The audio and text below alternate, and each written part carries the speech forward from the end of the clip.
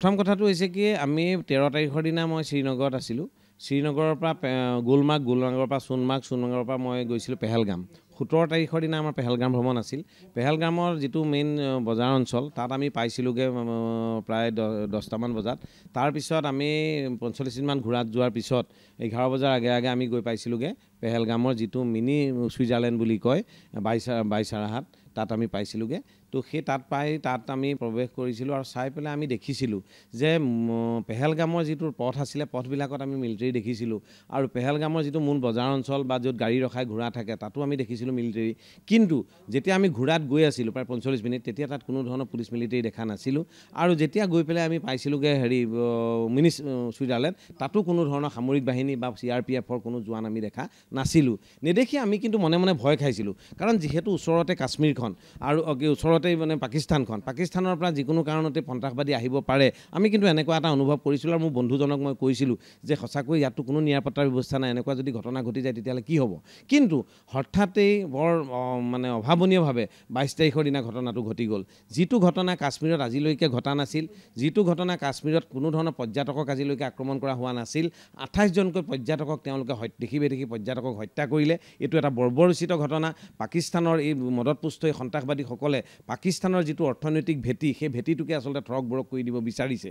আৰু আমি দেখিবলৈ পাইছোঁ যে ভাৰত চৰকাৰেও 370 ধাৰা প্ৰত্যাহাৰ কৰাৰ পিছত সামৰিকভাৱে তেওঁলোকে যিমান শক্তিশালীভাৱে তাত প্ৰতিৰোধৰ ব্যৱস্থাটো কৰিব লাগিছিল সেইটো কিন্তু কৰা আমি দেখা নাই। ফলস্বৰূপে কি হৈছে, আজি আচলতে সন্ত্ৰাসবাদীয়ে তাত সুযোগ সুবিধাটো ল'লে। আৰু এতিয়াও মই তাত গুলমাৰ্গত গৈছিলোঁ, গুলমাৰ্গৰ মূল যিটো চেণ্টাৰ পইণ্ট তাত আপোনাৰ আৰক্ষী বা পুলিচ প্ৰশাসন বা সামৰিক বাহিনী আছিলে, আমাক চেকিং কৰিছিলে। কিন্তু যিটো প্ৰভাৱিত অঞ্চললৈ আমি গৈছিলোঁ সেই অঞ্চলত কিন্তু কোনো ধৰণৰ পৰ্বতত আমি পুলিচ মিলিটাৰী দেখা নাছিলোঁ। ঠিক তেনেকৈ সোণমাৰ্গতো আমি দেখিছোঁ, সোণমাৰ্গৰ যিটো পাৰ্কিং এৰিয়াত আমি পুলিচ মিলিটাৰী দেখিছিলোঁ। কিন্তু সোণমাৰ্গৰ পৰা যিটো মূল পৰ্বত এৰিয়া য'ত প্ৰায় হাজাৰ পৰ্যটক প্ৰতিদিনেই গৈ আছে, তো সেই এৰিয়াটোতো কিন্তু আমি পুলিচ মিলিটাৰী দেখা নাছিলোঁ। সেইকাৰণে কালিৰ পৰা যিটো চৰ্চা হৈছে যে ভাৰত চৰকাৰেও স্বীকাৰ কৰিছে যে ছিকিউৰিটিৰ দিশত সুৰক্ষাৰ দিশত তেওঁলোকে কিছু হেমাহি নিশ্চয় দেখিছে কৰিছে। কিন্তু মই ভাবোঁ যে সেই পিকনিক স্পটবিলাকত যদি কঠোৰৰ পৰা কঠোৰ প্ৰশাসনৰ ব্যৱস্থাটো যদি থাকিলেহেঁতেন, পুলিচ মিলিটাৰী থাকিলেহেঁতেন বা সেনা চাউনি যদি থাকিলেহেঁতেন, তেতিয়াহ'লে এনেকুৱা ধৰণৰ কাণ্ড কেতিয়াও কৰিব নোৱাৰিলেহেঁতেন। তো সেইকাৰণে আৰু ইয়াত কিন্তু গোটেই ঘটনাটোত কাশ্মীৰৰ মূল জনসাধাৰণৰ কোনো ধৰণৰ কিন্তু সমৰ্থন নাই।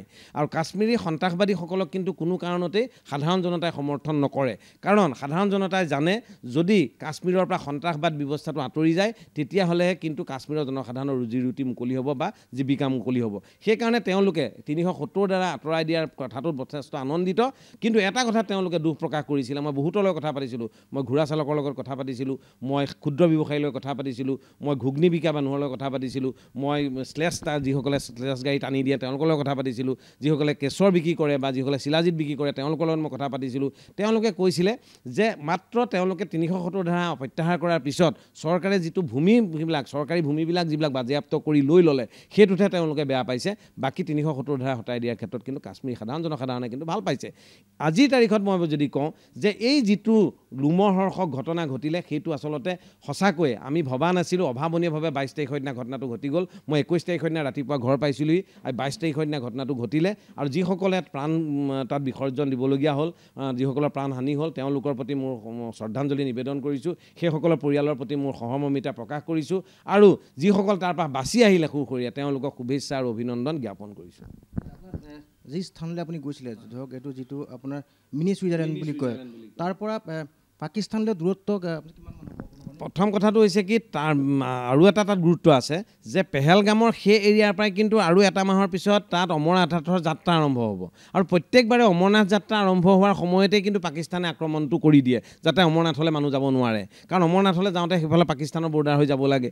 তো এতিয়া ঘটনাটো হৈছে যে তাৰ পৰা কিন্তু পাকিস্তান বেছি দূৰ নহয়, 0 পইণ্ট বুলি এটা জেগা আছে বা তাৰ পৰা মানে পেহেলগামৰ ওপৰত আৰু অলপ দূৰ গ'লেই আচলতে পাকিস্তান তাত পোৱা যায়। তো সেইকাৰণে তেনে এটা অৱস্থাত আচলতে যিকোনো কাৰণতে ইটো ছাইডত মানে বৰ্ডাৰ ছাইডত নিশ্চয় আমাৰ প্ৰশাসন বা আমাৰ মিলিটাৰী দুৰ্বল স্থিতিৰ কাৰণে আচলতে তেওঁলোকে আহিবলৈ সুযোগ পাইছে, অন্যথা তেওঁলোকে আহিব নোৱাৰিলেহেঁতেন। আৰু সাধাৰণ মানুহৰ মাজত কিন্তু সন্ত্ৰাসবাদ তাত নাই।